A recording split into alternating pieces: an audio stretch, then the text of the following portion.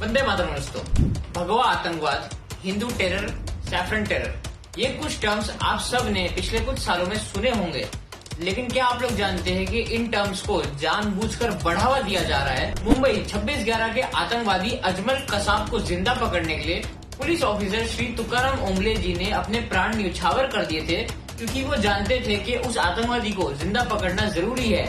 हम सब उनकी आत्मा को नमन करते हैं। लेकिन क्या आप लोग जानते हैं, अगर उस दिन अजमल कसाब मर जाता तो ये 26/11 का terror attack Hindu terror attack के नाम से जाना जाता। फॉर्मर मुंबई कमिश्नर राकेश मरिया ने रिटायर होने के बाद अपनी ऑटोबायोग्राफी लिखी, लेट मी से इट नाउ, और उसमें ये मेंशन करा कि if Ajmal Kasab had not been caught alive, the 26/11 Mumbai terror attacks would have been dubbed as the handbook of Hindu terrorists। आसान भाषा में कहे तो राकेश मरिया ने अपनी बुक में ये लिखा था कि अगर अजमल कसाब जिंदा ना पकड़ा जाता तो 26/11 का टेरर अटैक हिंदू आतंकवाद के नाम से जाना जाता। क्योंकि अगर सब उन आतंकवादियों के प्लान के हिसाब से होता, मतलब अजमल कसाब जो एक मुस्लिम टेररिस्ट था, अगर वो बाकी आतंकवादियों के साथ ही एनकाउंटर में मारा जाता, तब पुलिस को कसाब की डेड बॉडी के हाथ में एक लाल धागा बंधा हुआ मिलता, जो ज्यादातर हिंदू लोग अपने राइट हैंड में पहनते हैं, जैसा मैंने और आप में से बहुत लोगों ने अपने हाथों में पहन रखा होगा अभी भी। और कसाब की जेब में उसके आइडेंटिटी कार्ड पर फेक नाम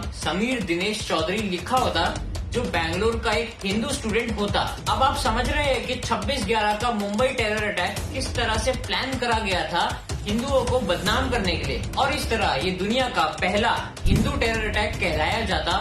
और लोग ये कहते कि हिंदू भी टेररिस्ट हो सकते हैं, thanks to Tukaram Omble ji who stood there and arrested Kasab alive। लेकिन ये Hindu terror, saffronization, saffron terror, आज इन वर्ड्स का हमारी सोसाइटी में रेगुलर यूजेज हो रहा है, वो भी बिना सैफरन और भगवा की इम्पोर्टेंस समझे। Also left wing people are committed to making people believe that Hindus are having connection with terrorism. लेकिन ये लोग इतने डेस्परेट क्यों हैं? And what is the significance of saffron in Hindu culture? Saffron has its own importance in our history, and हमारे इतिहास में कोई भी चीज बिना किसी कारण नहीं करी जाती। And now let's jump on to the significance of saffron in Hindu kings. Maharana Pratap, Shivaji Raje और बाकी सभी सूर्यवंशी क्लैंस के फ्लैग सैफरन कलर के होते थे, क्योंकि ये कलर वैलर एंड सैक्रिफाइस का है, यानी वीरता और त्याग का प्रतीक है।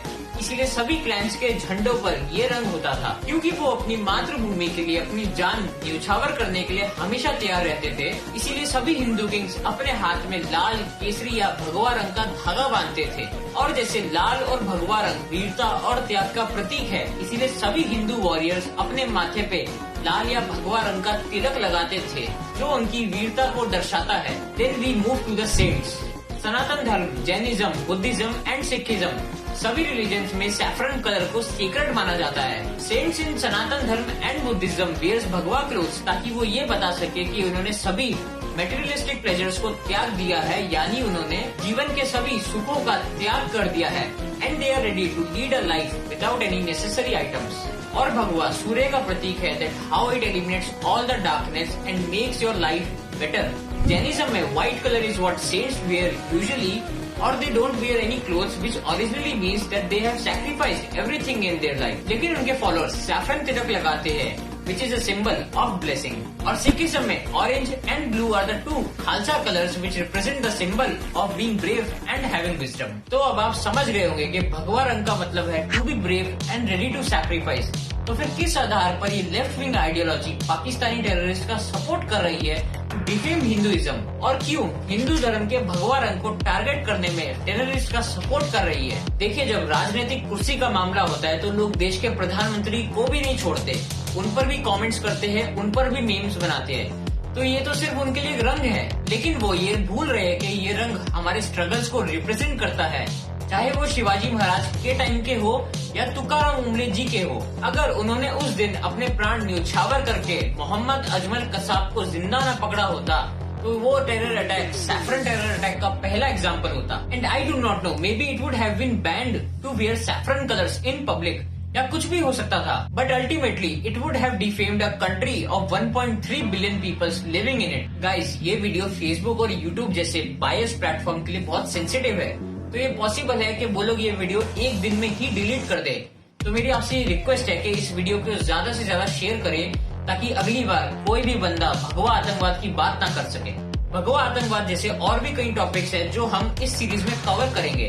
तो अगर आपको हमारे ये इनिशिएटिव पसंद आया तो इस वीडियो को ज्यादा से ज्यादा शेयर करें और हमारे सभी सोशल मीडिया हैंडल्स को भी फॉलो करें। और आप मुझे पेट्रियन पर द स्पीकिंग गाय को भी सपोर्ट कर सकते हैं।